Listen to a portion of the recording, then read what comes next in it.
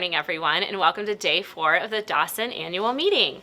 I hope everyone gained a lot of knowledge and new insight after our very informative session with Dr. Crum yesterday. Today, to kick things off, we want to start by featuring our core value of accountability. Our core value spotlight for today is accountability. At the core of accountability is reliability and a personal responsibility. A willingness to be responsible for the decisions, performance, and actions that we make and the results we deliver.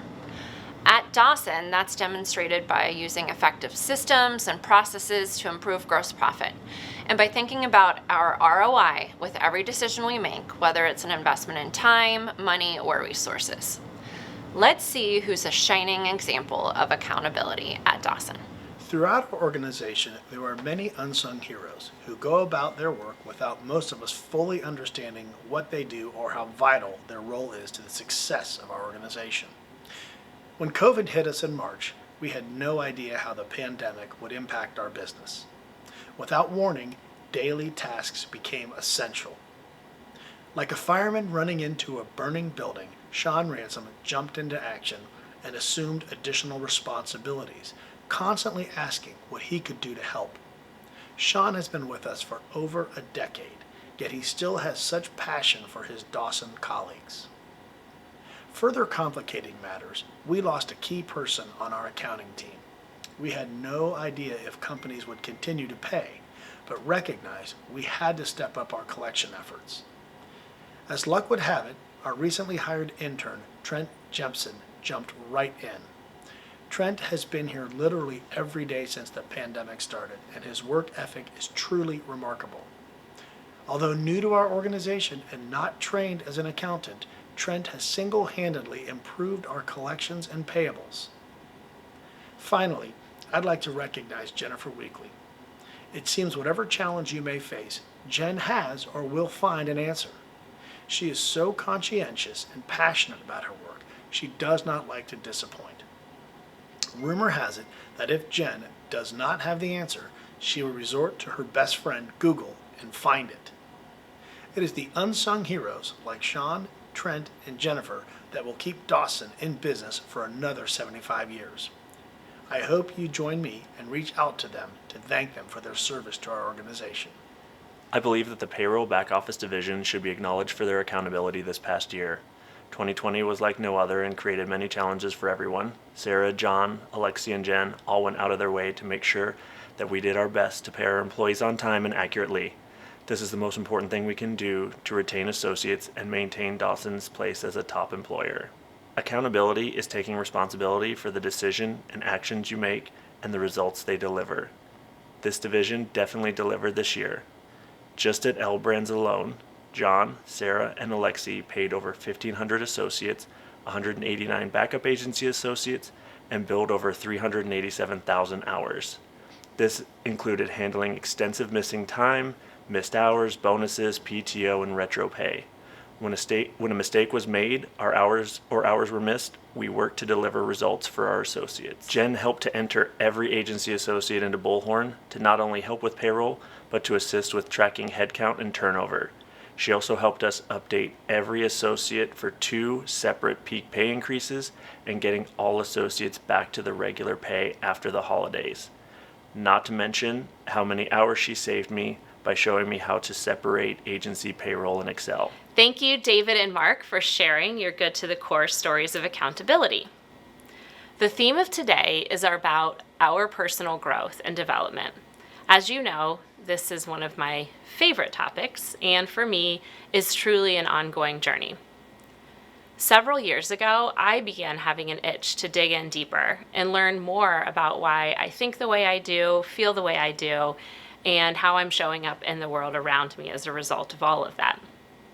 So truly, this topic has become a passion of mine. We all work in the people business, and as employment experts, naturally, we should understand people. But, as you know, people are dynamic, they're complicated, and always changing. So this is a big ask of all of us. To understand others, you must start with understanding yourself. And by first understanding who you are, why you think the way you think and feel the way you do, then understanding how to use that information to help ourselves, so we can work well together and be in service of others. There are many ways to gain self-awareness, time and experience being two of the most important factors.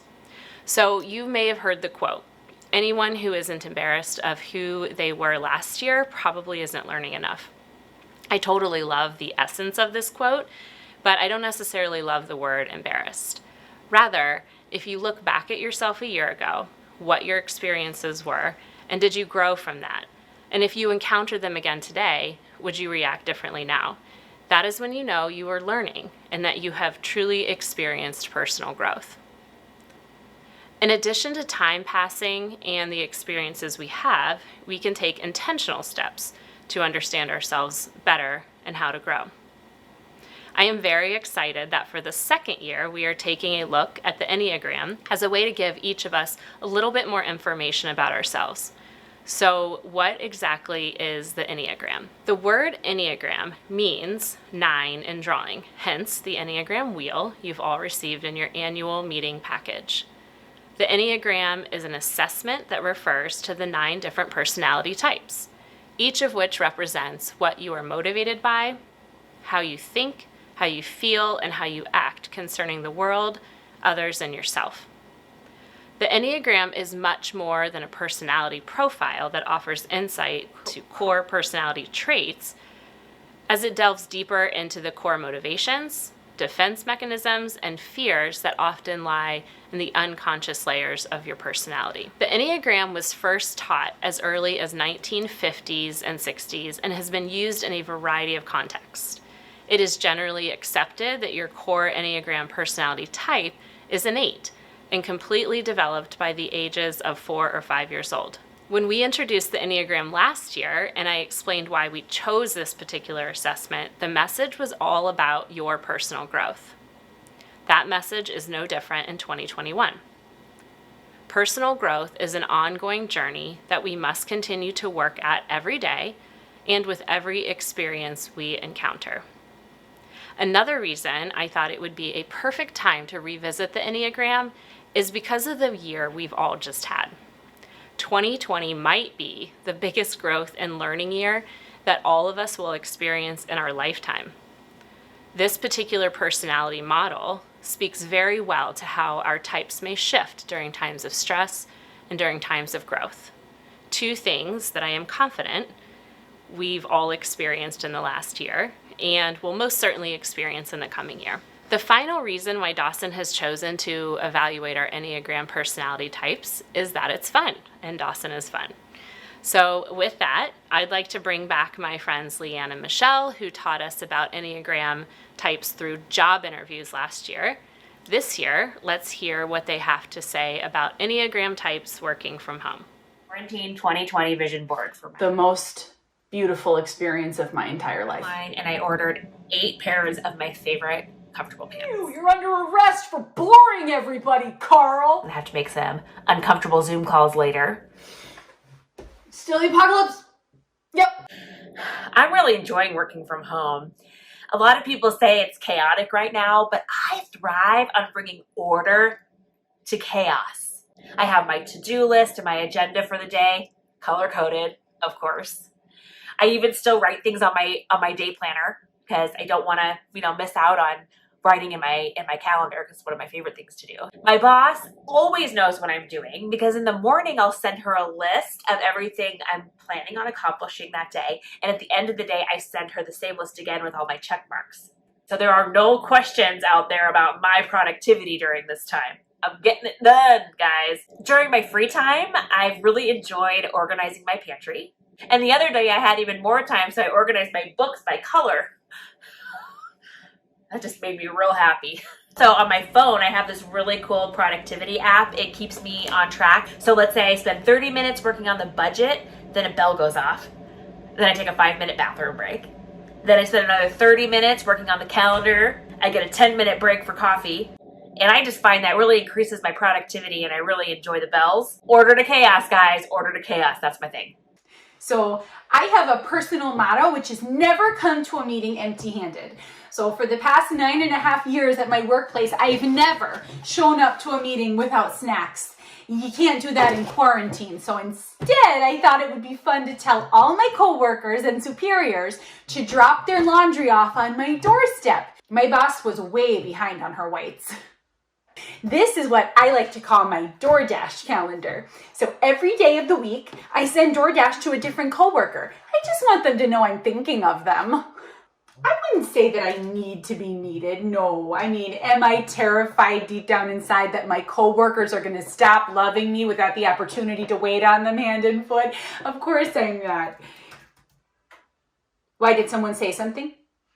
We're doing a whole lot of Zoom calls these days, and I just don't ever want to be caught making a scowly face in a still frame if the internet glitches. So I've been doing these really neat facial smiling exercises so that everyone knows I'm not mad at them. I can hold this bad boy for 4.5 hours.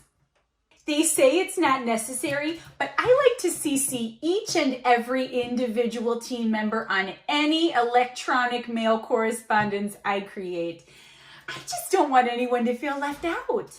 Plus, everyone loves extra emails, am I right? Just made someone's day with that memo, I bet. Now we wait. So every day I'm wearing a new pair of statement earrings. It makes me feel better. It makes me feel put together, ready for my workday. This is my quarantine 2020 vision board. Glow is my theme word for this quarantine. I want to glow through this, and I want people to see my glowing. I'm going to finally work on my media kit. This is a flyer I got from a conference that I went to 2 years ago. I'm going to work on my videography skills. Don't forget, it's game on, not game off, because the world slowed down. No. Game on right now. When this is all over, people will look at me and say, you nailed it. You did it. You took that quarantine and you became its boss. And you thrived and you made it work. And you learned new things, and you built new things, and you came out of this ready to roar. I could go down in history as the greatest quarantiner. I think I might write a book about that. You might perceive that the world has slowed down right now, but that's not an excuse to not be productive. This is the time to ramp it up. Do what you've always dreamed of. Learn a new skill. Develop a new hobby. Stay active. Keep your mind going, right?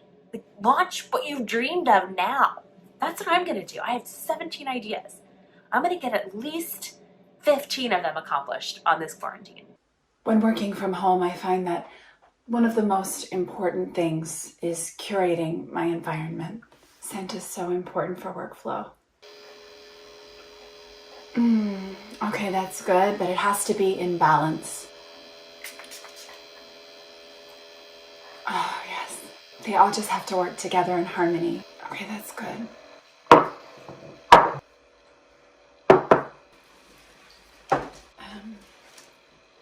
I'm gonna just say that this is more important than my laptop right now.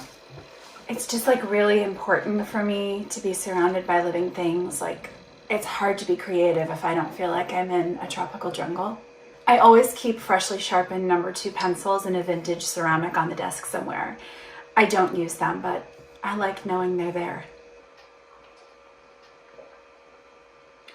Oh my goodness, that bird. Oh, she's building a nest. Oh my gosh. She's gonna be a mother. This was my grandmother's. It's over 120 years old, and I like to have it right here in my way. It's like having her in my work environment with me. Okay. Gosh, that makes me think of elementary school. Overall, I gotta say, working from home has been, I'm not gonna cry, the most beautiful experience of my entire life so far. I wake up every morning and I feel like I'm in a dream. A beautiful, beautiful dream from which I never want to awaken. I was worried for a minute because Zoom started giving out unlimited meeting minutes. And that was just a whole lot of FaceTime for me, as you can imagine. But I did come up with a foolproof system. Concerned nod. Call this one the lean back and chin grab. I call this one the stare off and pretend to consider what you're saying. It's really simple. So I'm generally reading 4 or 5 books at any given time. But all this extra time working from home has really upped my stack. Smell that knowledge. Sweet, sweet research. Look, this is not the first time that mankind has been in a quarantine type situation. I mean, as everybody knows, there was the Black Plague of Venice all the way back in 1392. And then, of course, we had yellow fever in 1793, and that was followed by typhus shortly after that in 1892. And then, of course, next week. So as soon as I knew we were going down in lockdown, I got online and I ordered 8 pairs of my favorite comfortable pants. And I've just been rotating out of them every day. I've got my quarantine uniform. And it's comfy. I have to say the Slack channel for my company is getting a little crazy. We have a Slack channel for COVID-19 discussion. And I like to go in there about every hour just to check and see kind of what people are saying. I have a tendency sometimes, depending on the day, to be a little long-winded about my opinion on what's happening. But then there's some days where people share some stuff, some theories that they have, and I don't want to share what I know because I think what I know about it is going to scare them. I had to take a 20% pay cut. You keeping me on board? I'm happy with that. You're going to stay loyal to me. I'm going to stay loyal to you. I'll take less money. Besides, as long as I have my job, I know that I have my job, so I can plan accordingly. I can cut my budget now that I know it's 20% less. I'm glad I ordered my comfy clothes at the beginning of this, because I can't do it now. Also, I told you so. I just find the term workspace to be so like boring and confining. I prefer the term creativity cube. It's my work fort. Let the productivity begin. Oh. Zoom calls can be such a drag, man, so I like to mix it up by always coming in a different costume. Hogwarts is my home. The Zoom is strong with this one. And I'd like to circle back to that idea you just proposed. You're under arrest for boring everybody, Carl. Am I right? What you got there? Oh, that looks fun. Sometimes you just gotta get that blood flowing, you know? You gotta mix it up a little bit. When that happens, I do a little thing I like to call catch with myself. Oh! Nice ones! Oh! I'm fine. The more things I'm doing at one time, the better, really. Staves away those pesky little thoughts like sadness and boredom and loneliness that I don't have the time to work through. I'm building!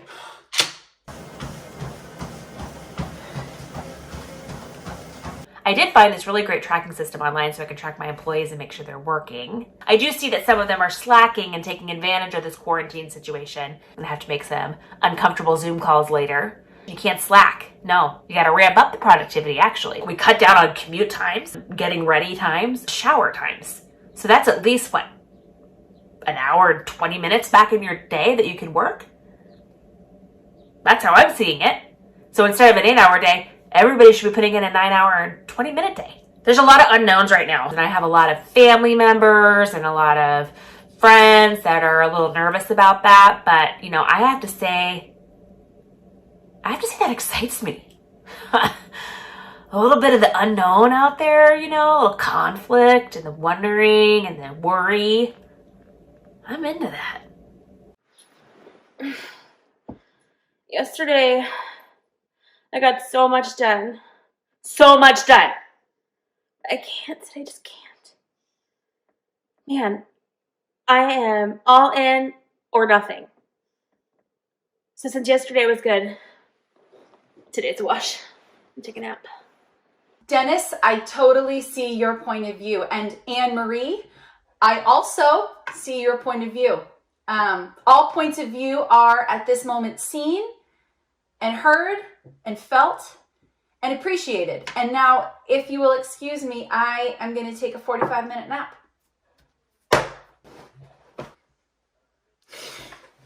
Still the apocalypse? Yep. Okay. Oh, pandemic night-night. Mm-hmm. Oh, I feel so much better after that workday nap. Now let's see. Should I numb my personal feelings with food or TV next? I find it's really helpful to just make myself a little to-do list at the beginning of the day.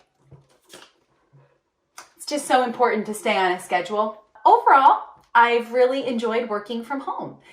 There seems to be just a lot less conflict overall, and people stepping on one another, getting in each other's personal space. When things get tense on a Zoom call, all you have to do is freeze and pretend your internet's gone out.